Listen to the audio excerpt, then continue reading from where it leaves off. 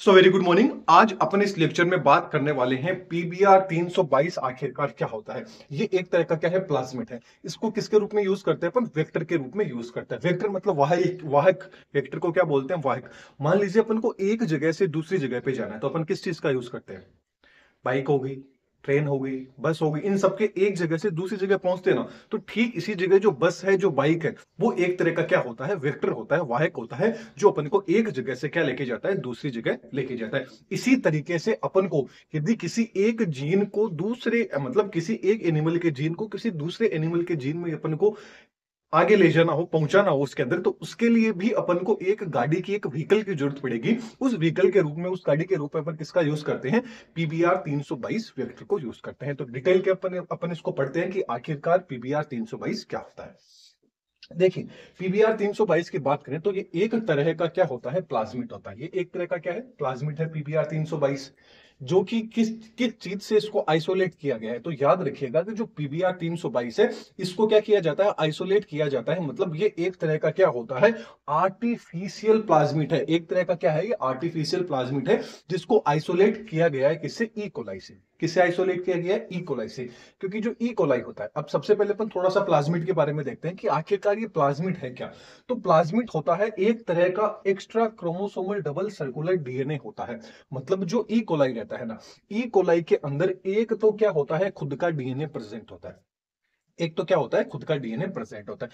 खुद के डीएनए के अलावा इसके अंदर एक्स्ट्रा क्रोमोसोमल डीएनए होता है, वो भी क्या होता है? इसके अंदर प्रेजेंट रहता है। तो अपन क्या करते हैं? उसमें से क्या करते हैं? इस डीएनए को क्या निकाल लेते हैं? बाहर निकाल लेते हैं। और फिर यहां से अपन का जो भी अपना पर्टिकुलर जीन होता है, उस जीन को इसकी जगह क्या किया जाता है? इंसर्ट लगा के इंसर्ट कर दिया जाता है। फिर धीरे धीरे वो अपना पर्टिकुलर जीन भी क्या करेगा? इसके साथ में रिप्लिकेट होता रहेगा। तो ये क्या होता है? एक तरह का एक्स्ट्रा क्रोमोसोमल डीएनए होता है। कौन? जो आपके ई कोलाई में प्रेजेंट होता है। कौन? प्लाज्मिड। अब जो आपका पीबीआर 322 प्लाज्मिड है, ये फर्स्ट आर्टिफिशियल प्लाज्मिड था। वेरी इंपॉर्टेंट पॉइंट है। इस पॉइंट को आपको याद रखना है कि फर्स्ट आर्टिफिशियल प्लाज्मिड कौन सा था? तो वो कौन सा था? पीबीआर 322।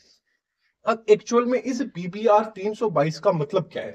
तो इसके मतलब की बात करें तो पी यहां किस चीज को डिनोट कर रहा है? प्लाज्मिड को। ये एक तरह का क्या है? प्लाज्मिड है। अब ये जो बी आर है, ये बी आर दो वैज्ञानिक थे। इन दोनों वैज्ञानिकों ने मिलकर क्या किया था? इसका खोज किया थी, इसकी डिस्कवर की थी। तो दो वैज्ञानिक कौन से थे? बी तो आ गया बोलिवर, एंड आर से आ गया रोड्रिगज। आर से क्या आ गया? रोड्रिगज। एंड 322 क्या है? 322 इन्होंने सीरियल नंबर दिया था, क्योंकि पहचानने के लिए एक पर्टिकुलर नंबरिंग भी होनी चाहिए। तो नंबरिंग के रूप में इन्होंने क्या दे दिया? 322 क्या दे दिया? सीरियल नंबर दे दिया। तो इस तरह से क्या हो गया? पीबीआर 322 का नोमेनक्लेचर हो गया। पी क्या है? यहाँ पे प्लाज्मिड है। बी आर क्या है? यहाँ पे जो भी वैज्ञानिक थे उनका नाम है। एंड 322 क्या है? यहाँ पे सीरियल नंबर है। ये चीज आपको पता रखना है। थोड़ा सा पीबीआर 322 के बारे में अपन देखें तो इसका जो बेस पेयर होता है, इसमें कितना? 4361 बेस पेयर होते हैं। ये क्या होते हैं? प्रेजेंट होते हैं।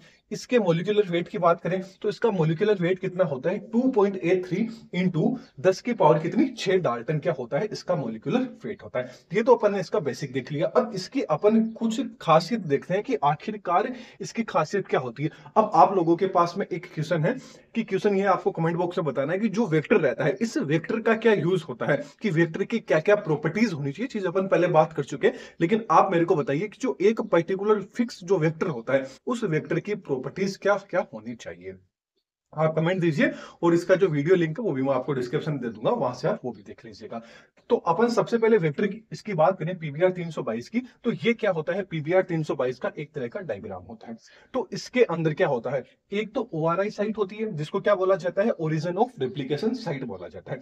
इसके अलावा इसके पास क्या होता है? एक तरह का स्पेसिफिक प्रोटीन होता है, जिसको क्या बोलते हैं? आरओपी प्रोटीन बोला जाता है। इसको भी अपन डिटेल में आगे डिस्कस कर लेंगे। इसके अलावा इसके पास में क्या होते हैं? दो तरह के सिलेक्टेबल क्या होते हैं? मार्कर भी प्रेजेंट होते हैं। मार्कर्स का क्या रोल रहता है? ये भी अपन बात कर लेंगे। इसके अलावा इनके पास में क्या होती है? क्लोनिंग साइट अपन बोल सकते हैं, रेस्ट्रिक्शन साइट बोल सकते हैं, रिकॉग्नाइज साइट बोल सकते हैं। टोटल कितने तरह की? टोटल 40 तरह की रिकॉग्निट जो साइट होती है, वो इनके पास क्या होती है? प्रेजेंट होती है। किसके पास? पीबीआर 322 के पास में।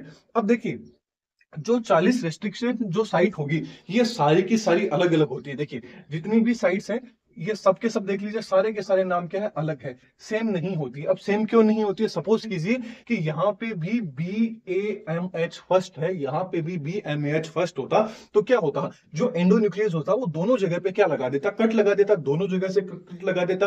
तो जो आपका इंसर्ट DNA जीन होता, उस जीन को पता ही नहीं चलना कि अपन को इंटर है वो कहां से होना है। इसलिए क्या होता है, इनके पास में पर्टिकुलर एक ही क्या होता है, अलग अलग तरह की टोटल 4 रेस्ट्रिक्शन क्या होती है, साइट होती है, मतलब पर्टिकुलर नाम की क्या होगी, एक ही साइट इनके पास में प्रेजेंट होती है इस PBR 322 में, जो कि क्या है, एक तरह का आर्टिफिशियल प्लाज्मिड होता है। तो सबसे पहले ORI साइट की बात करते हैं।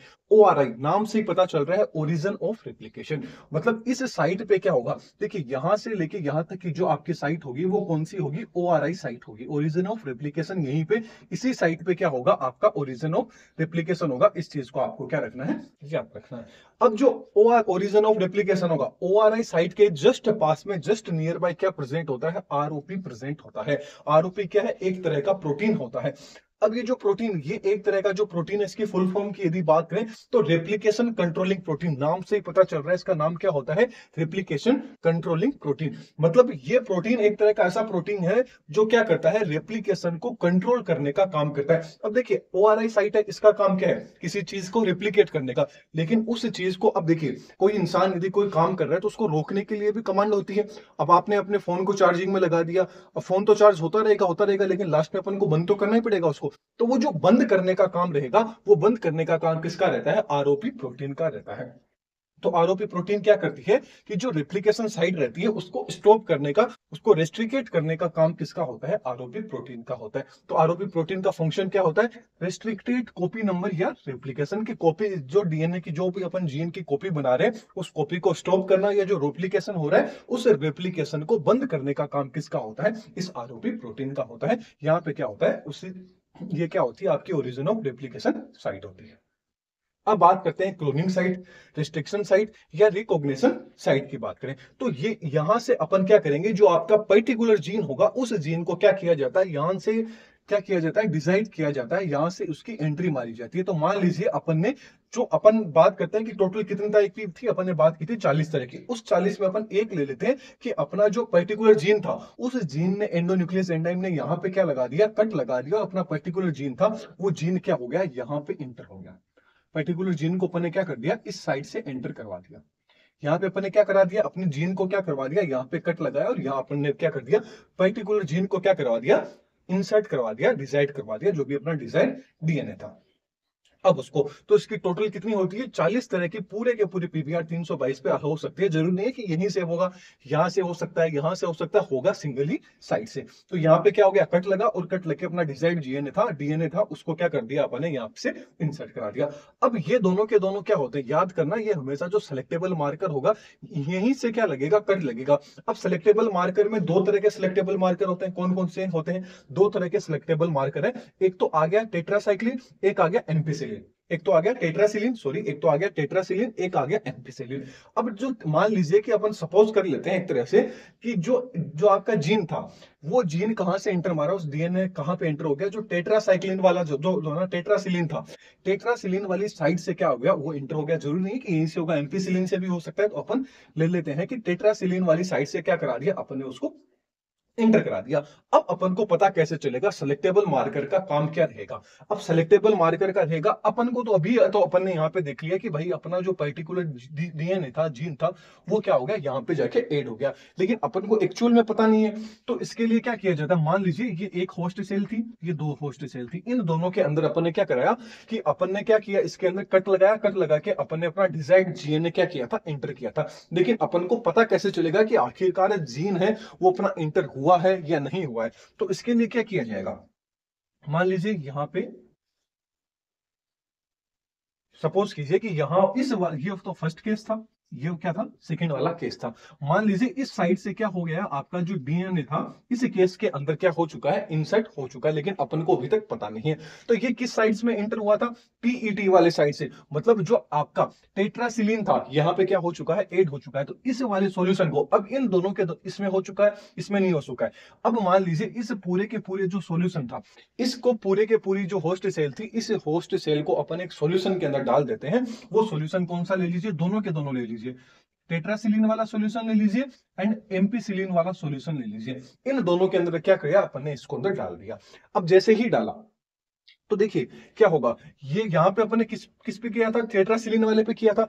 तो एम्पीसिलिन के लिए तो क्या करेगा, ये एंटीबॉडीज बना लेगा, इसके लिए तो क्या करेगा, रेजिडेंस है। लेकिन जो टेट्रासिलिन वाला था, यहाँ पे जैसे ही अपन ने कट लगाया तो कट लगाते ही ये क्या हो गया, डीएक्टिवेट हो गया। तो डीएक्टिवेट इसके खिलाफ तो ये एंटीबॉडी बना लेगा, लेकिन टेट्रासिलिन के खिलाफ ये एंटीबॉडी नहीं बना पाएगा। क्योंकि अपन ने यहाँ पे क्या लगा दिया था, कट लगा दिया था, यहाँ अपना जीन था वो इंटर हो चुका था। तो एक्चुअल में अपन को पता चल जाएगा कि जो अपना जीन था, वो जीन एक्चुअल में जो अपन ने एक्सपेरिमेंट के लिए जिस वेक्टर का यूज लिया था, वो एक्सपेरिमेंट कामयाब हुआ है या नहीं हुआ है। तो फर्स्ट केस में तो क्या हो चुका है, कामयाब हो चुका है, क्योंकि जब अपन ने दोनों के दोनों सॉल्यूशन में लगाया तो क्या हो गया, ये जैसे ही टेट्रासिलिन आया तो टेट्रासिलिन ने क्या कर दिया, इसको नष्ट कर दिया। क्योंकि एम्पीसिलिन एंड टेट्रासिलिन दोनों के लिए इसके पास में तो क्या है, क्योंकि यहाँ पे तो डिजाइड डीएनए क्या था, इंटर हुआ ही नहीं था, इस वाले में हुआ था। तो ये तो क्या हो गया, कैंसिल हो गया, इन दोनों साइड ही डिजाइड डीएनए इंटर नहीं हुआ था। तो ये क्या थे, दोनों के दोनों जिंदा रह गए। ये क्या होगी, सेल ये वाला इकोलाई था, ये क्या हो गया, एक तरह से डेड हो गया। तो डेड होते ही अपन को पता चल जाएगा ये अपना एक्सपेरिमेंट क्या था, एकदम सक्सेसफुल हो गया था, कि अपना जो डिजाइड डीएनए था वो डीएनए इकोलाई के अंदर क्या हो चुका था, पीबीआर 322 के अंदर क्या हो चुका था, इंसर्ट हो चुका था। इस रूप के अंदर अपन क्या किया जाता है, इस प्लाज्मिड का यूज किया जाता है, जिसका नाम है पीबीआर 322, जो कि क्या है, एक तरह का आर्टिफिशियल प्लाज्मिड होता है। इसके कंप्लीट नोट्स हैं, वो आपको टेलीग्राम पे मिल जाएंगे, वहां से आप डाउनलोड कर लीजिएगा। यहाँ सिर्फ समझने के अकॉर्डिंग था। तो चलिए, वीडियो कैसी लगी आपको जरूर बताना है, एंड वीडियो पसंद आई है तो चैनल को सब्सक्राइब कर दीजिए, लाइक कर दीजिए, एंड नेक्स्ट लेक्चर में फिर मिलेंगे। Thank you.